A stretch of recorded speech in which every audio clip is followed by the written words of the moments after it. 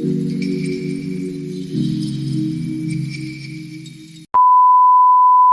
morning! Ayan, katapos ko lang naglaban ng damit ko guys kasi naubusan ako pang bahay. So, ngayon for this video is magkain tayo guys. Magkain tayo pamahaw. Sa biste, ngayon ako nagkain. Magul mo kakul ka ng gutom na kayo siya ba, no? Kain muna tayo guys. Pinakwit. Mayroon pa dami. Tapos, munggos. Ang favorite is munggo.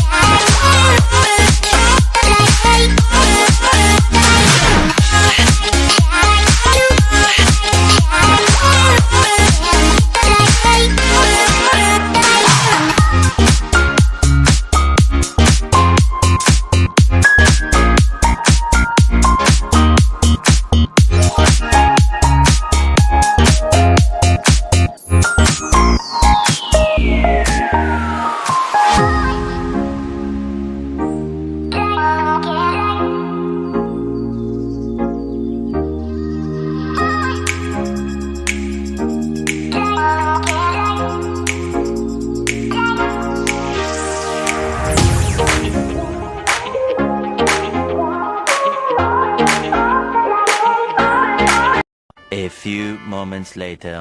So ayan guys, magabi man niya punta namin karon diri sa farm nagkain.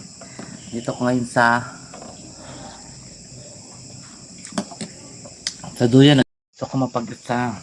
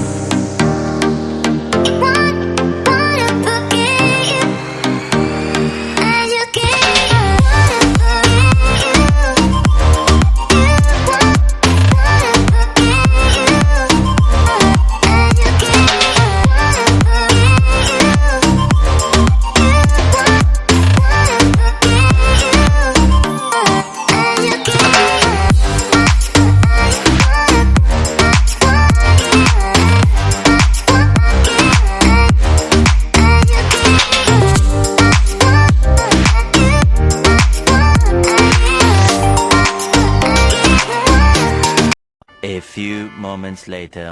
Guys, mga kasaragaga vlog. Ayan, and back. Hindi ko nakapag-upload kagabi.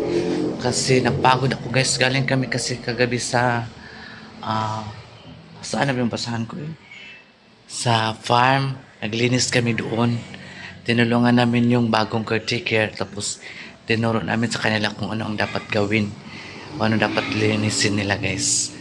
Kasi may mga kulang-kulang pa na hindi nila alam na paano linisin. Diba? Hey guys! Paano nililinisin guys? Maglinis muna ako dito. Wala magdisturbo.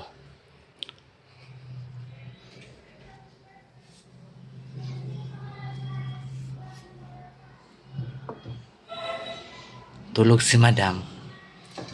Kaya nakababa ako. Nakalinis ako guys. Tulog si madam. Pagising niya, nandun kasi ako sa taas. Kasi nananakit yung katawan niya. Wawa naman. So wala naman tayong ano. Yan naman talagang dapat gawin natin guys. Na anuhin natin yung amo natin. Kasi sila yung nagpapasweldo at nagpapakain. So kailangan natin gampanan ang dapat natin gawin. So, yan, ito naglilinis ako guys.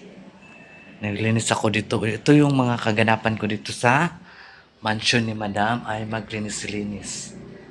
Ayan. Yan lang po ang mga daily routine natin guys. Maglinis. Hindi ako nakapag-upload kahapon kasi kulang pa kasi yung video ko guys. Dapat kasi mag-upload ka. 15 minutes to 20 minutes i-upload mo guys. Para naman ah, para naman maraming manood kung ano man talaga yung kaganapan natin sa buhay. Diba? So, ayan. 2,000 years later. So, ayan guys. Manarapot na din sa sa haven. Kailangan natin mag-akyat. Wala na. Ang package. Ang karalo. Saka. Aray. Aray. Kasi guys. Buhay tayo.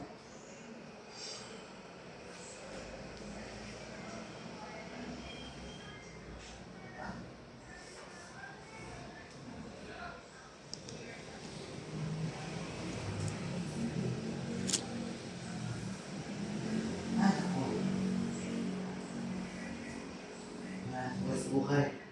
Ilan ko ha.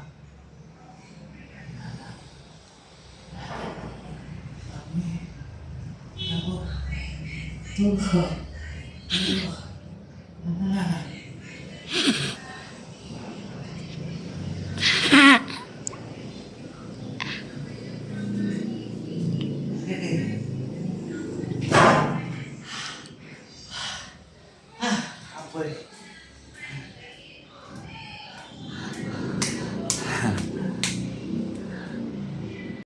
A few moments later. Dito muna tayo sa hagdanan. Sa hagdanan tayo maglinis. Ito. Yung mga ganito.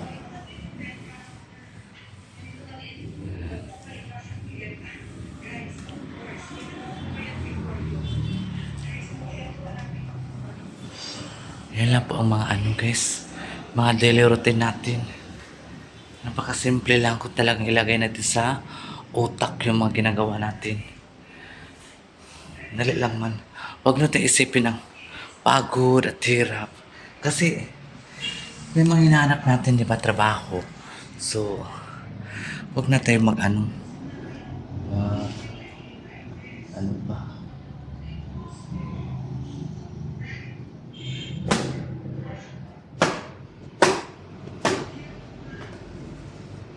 Kahit nakaano na siya guys, nakakulong na. Dami pa rin alikabok. Nasa kasi si madam eh. Bahay niya, tapat kalsada.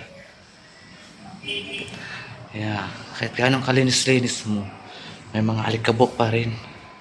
Pero at least, ilinis ka ng araw-araw para hindi masyado maalikabok. Kasi no man is perfect. Hindi naman tayo perfecto, diba? May mga man din tayo. May mga kasalanan. Diba? So, kailangan natin maglinis kasi si amo natin ay tulog pa.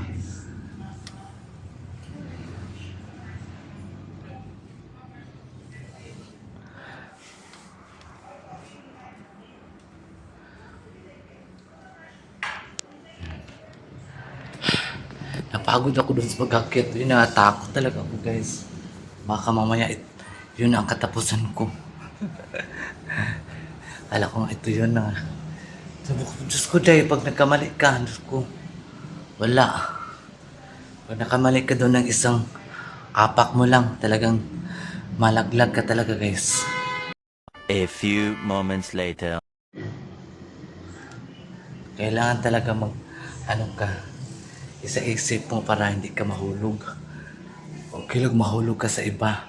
Huwag lang doon sa ano ka, hospital. Di bale malaglag ako guys. Doon ako malaglag sa taong tama ang nilaglagan ko. Ano yan, ugot. So, ayan.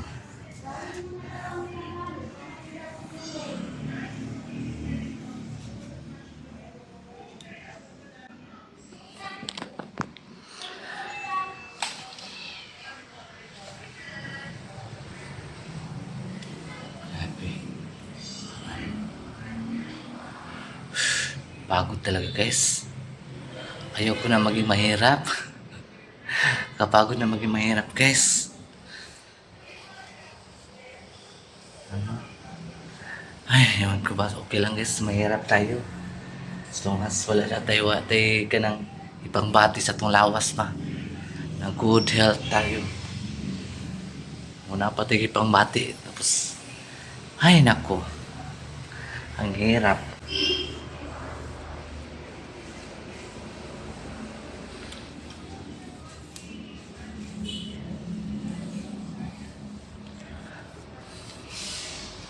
Yung bago namin katulong guys, ayaw niya dito maglinis kasi natakot siya. Baka daw mga basag yung mga ganito ba oh. Paano mabasag yan? Talagang kung maglinis ka, magpunas ka dyan, ayusin mo man. Di ka man magpunas na basta-bastang para hindi mga laglag. Diba? Lagay mo sa isip ba, di kay puro ka positive na malaglag yan, mabasag yan. Paano yan kung wala kami talaga dito? Walang linis-linis dito, di ba?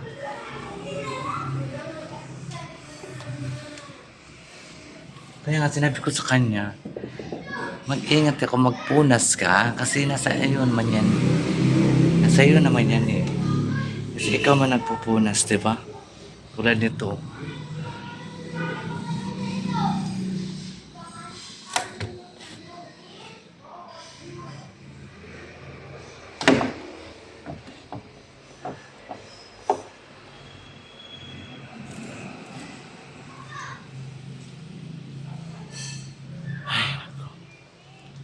Hirap.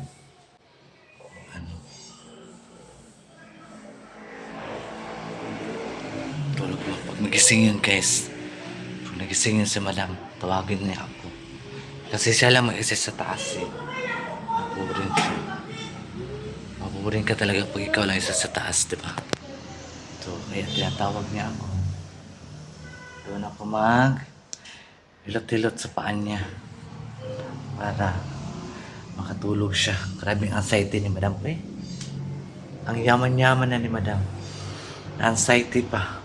How much baya kami mga walang pera, malaki pang mga problema. Sila pa nga mayaman, nandiyan na lahat. Anxiety pa. Diyos ko, talagang sakit na talaga siguro yan anxiety. May mga tao talagang anxiety guys. Hirap yung iba nga nagpakamatay. Hindi na kaya nila. Kaya si madam pag anxiety, tinatawag niya talaga ako. Pinaano ko talaga yung paan niya guys. Kasi sobrang lamig. Ang paan ni madam. Tapos manginginig siya. Ayan doon talaga ako nakapantay sa kanya. Kasi ayaw namin na may mangyari sa kanya guys. Paano na? Paano na yung kinabukasan namin?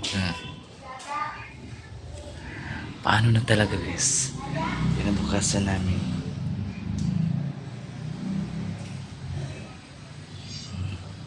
Kaya alagaan nyo ang amo nyo. Kaya inalagaan kayo ng maayos. Yung iba namang amo na tinatrato nila yung makatulong nila. Ayun. Ganti sa kanilang makatulong. Pero yung amin namin, magalit lang niya si madam pag hindi mo sinasagot. Normal lang yun. Napagalitan ka sa amo mo dahil may mali ka. Pero kung wala kang mali, hindi naman magagalit yan si madam. Sobrang bait yan. Huwag mo lang siyang abusuhin. Pag inabuso mo yan ako, Lagot ka. A few moments later. So ayun guys, mga Kasaragaga Vlog, thank you so much sa mga new subscribers si Saragaga. Ayan, andito ako ngayon at samahan niyo ako maglinis dito sa mga jar. Kasi alikabok na. Ayaw maglinis dito yung bagong katulong namin. Takot siya mabasag. Hindi man niya mabasag guys, kung sa tamang ano mo, kilos mo, huwag kang magmamadali. Kasi araw-araw naman natin ito nilinisan eh, di ba? Hindi yan mabasag guys. Pag isa ilagay mo sa isip yung mga ginagawa mo. Huwag kang marami pang iniisip. Kaya, sabi niya mabigat daw yung kamay niya. Hindi man yan reason guys. Hindi yan reason na mabigat ang kamay. Talagang ayaw mo lang magpunas dito kasi takot siya na ano daw, mga basag yung mga tulad dito jar. Paano mabasag? Ang mabaw naman ang reason niya. Siguro, ayaw rin niya maglinis dito. Ako man talaga naglinis dito guys. Kasi nag-arrange ko sa mga bar. Pinunasan ko yung mga bar na yan. And then dito na naman tayo sa mga upuan na mamahalin. Kailan pa kaya ako magkaroon ng ganitong upuan? Pero hindi na ako nangarap guys. Gusto ko lang yung simpleng pamumuhay na makasama ko ang mga magulang ko sa hirap at ginawa. Yun. Makasama mo ang mga magulang mo sa hirap at ginawa. Alam mo guys, yung pag-uwi ko doon sa amin, umiyak talaga si Mother na nakita niya ako. Love na love ako ni Mother. Kahit maldita ako, mahal na mahal ako ng mga magulang ko. Lalong-lalo na si Mother. Umiyak talaga siya guys, promise. Nang umuwi ako sa amin noong May 9, doon siya sa ate ko isa.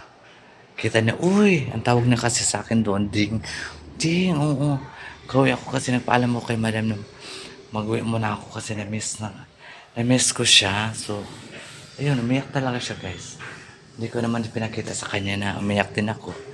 Kasi parang maghihakan kami. Parang mag-party na. So, nalala ko lang siya guys. Pinililan ko lang talaga kasi emotional kasi ako guys. Madali lang akong maghiyak. Lalo na po sa mga magulang natin. Nako. Hindi bali ako masaktan sa isang lalaki. Huwag lang sa magulang. Kasi ang mga magulang mula sa pool, sila po ang nag-esikaso sa akin. Hindi ko po mapabayaran yung mga hirap nila. Diba? So ayun guys. Thank you so much. Don't skip my ad sa Saragaga and please like and share and subscribe. Press the button and subscribe. Saragaga Vlog. So ayan guys. Bye-bye. See you next episode ni Saragaga.